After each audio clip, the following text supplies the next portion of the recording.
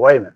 There is an elite core in this country that has dominated American society. Well, their objective is to try to bring about a gradual transition in our society, a dissolving of sovereignty, and a moving steadily to the left on the political spectrum. Well, who are they? The elitist groups that I mentioned, particularly key individuals and policymakers in the Council Is on the Foreign International Relations. Monetary Fund part of it? The interview you're about to watch is a perfect example of what happens when a politician steps out of line.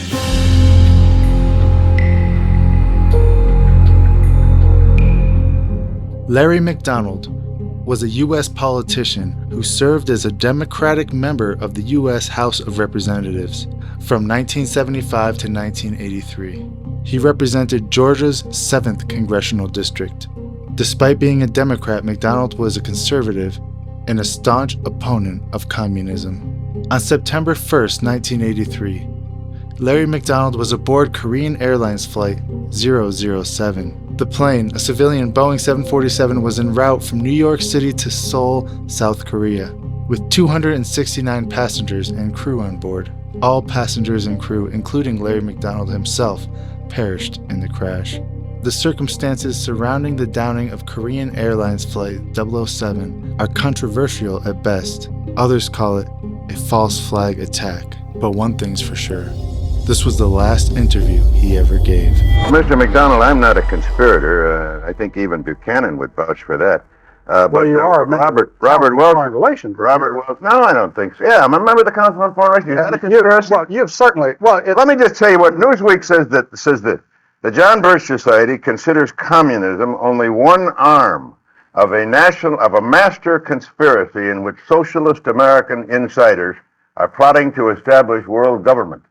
Now, it also says, and here's Director John McManus, that's your public relations director, saying that former Secretary of State Alexander Haig and CIA Director William Casey are two of these master conspirators who are plotting to establish world government. Now, what do you say? That kind of silly, asinine statement is what makes people laugh at the John Birch Society. Well, Tom, I'm sure being a long-standing member of the Rockefeller apparatus and as a member of the Council on Foreign Relations of longstanding, you're fully aware that there is an elitist core in this country that has seen value in subsidizing communism, of protecting communism. It has?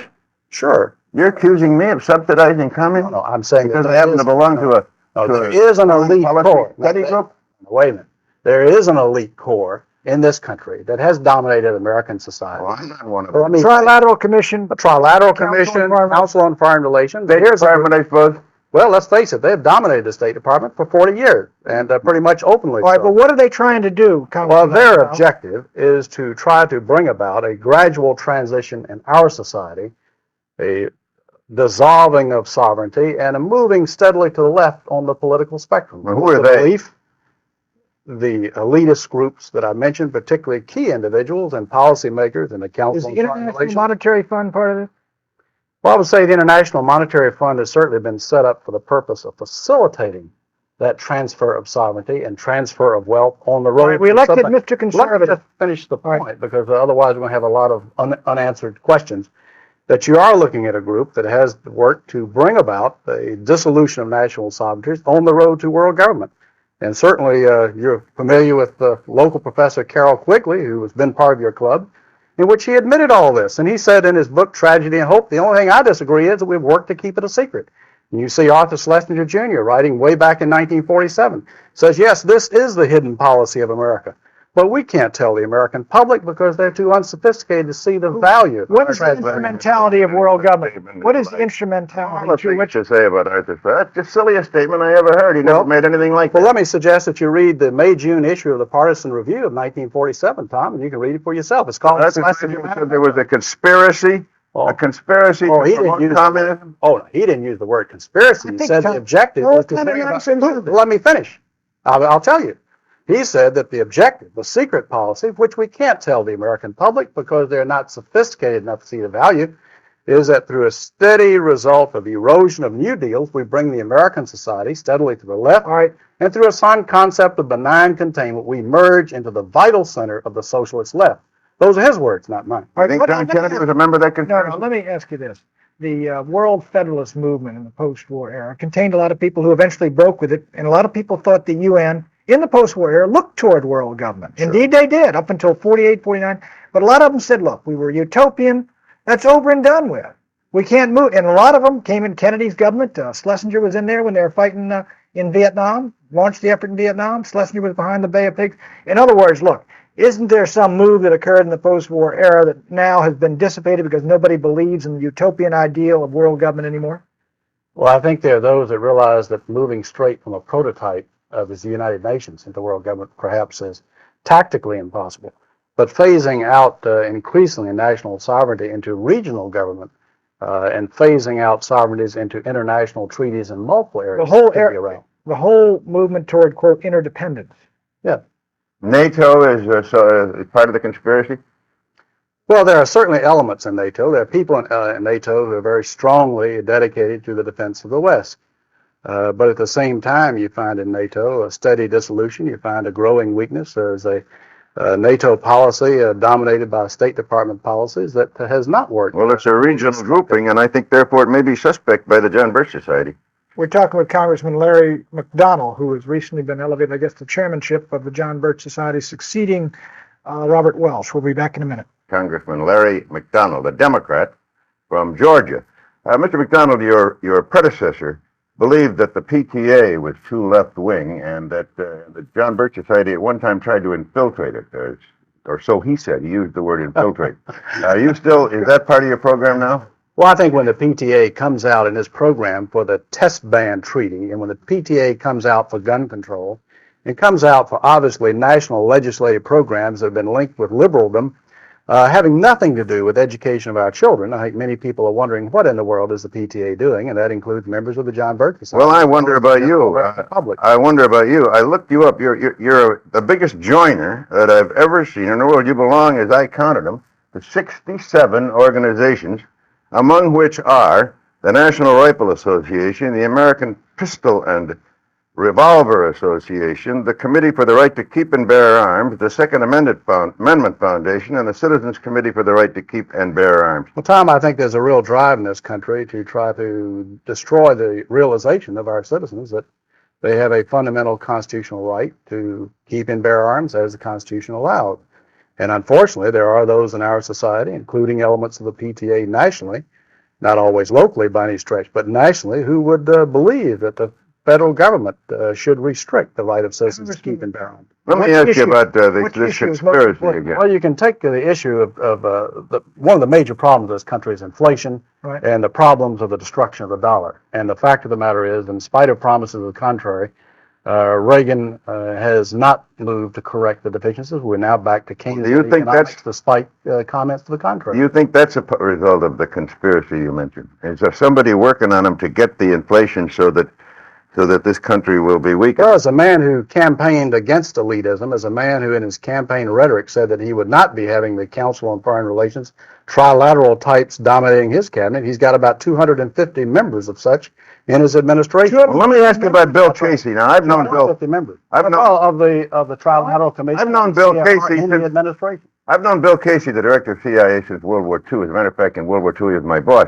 Now, you're a public relations director of the John Birch Society, says that Bill Casey is a part of this conspiracy. Well, let's that's face it, trying to Bill bring about Casey, world government. before he became CIA, one of his big jobs was aiding in the transfer of technology and goods and so forth to the Soviet Union, helping the Kama River Project, the Export-Import Bank, helping to finance Is these the things. Export-Import Bank part of the conspiracy? I think the I'm trying to whole get drive, behind that the fact that the American people have been tapped steadily, especially since World War II, to finance their enemies and to have the massive technology transfer to those who I agree with you. You know that from the Braden Doctrine in the agency, which you're very familiar with, and the feeling that we must somehow subsidize the, quote, non-communist left. That's among our so-called allies. Braden was And in country after country, that turned out to be the communists, the crypto-communists masquerading. Yeah, as that's non-communists. Mr. Mitterrand, who has taken the strongest position against the Russians of any Western European. Well, he was about to lose everything at the polls, and he had to show some sign.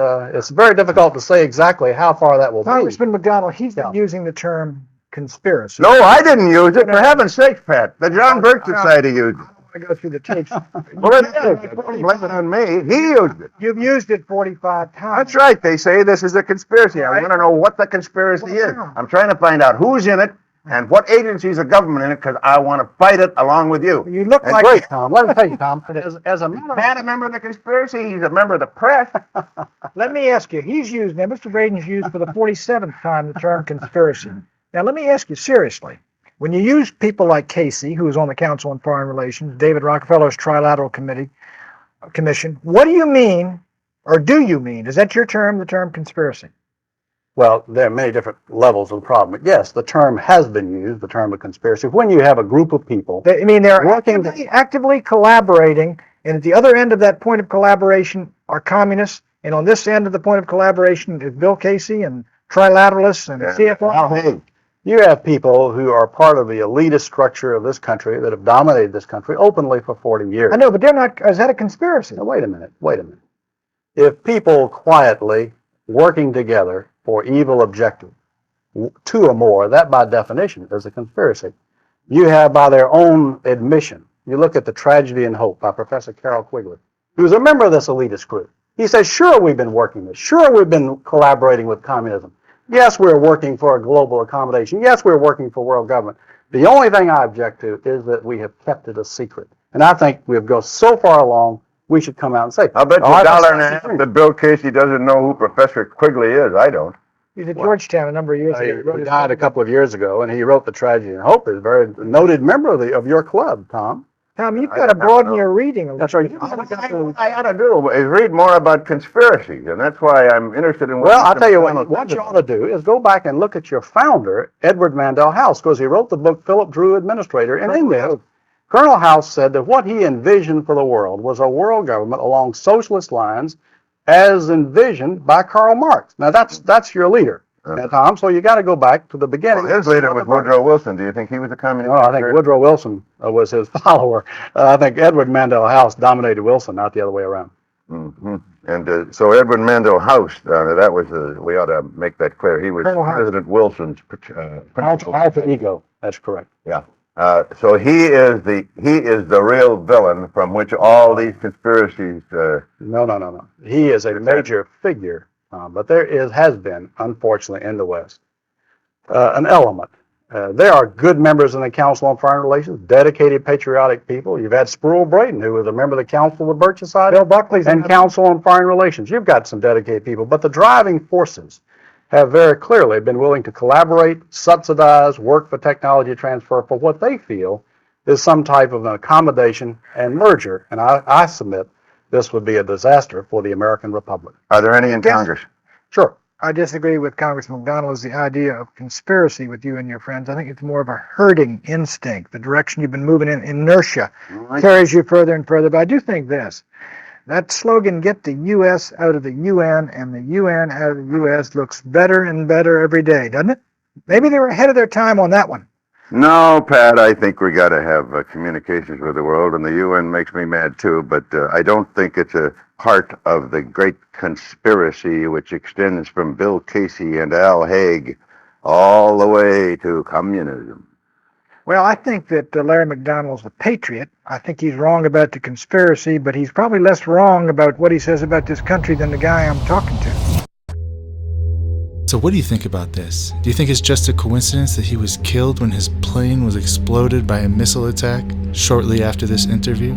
Or is it something else? I want to know what your opinions are. What happened to him? Put it in the comments section below so everybody can know what really happened to him. I want to thank you all for watching this video, and until next time, God bless you all.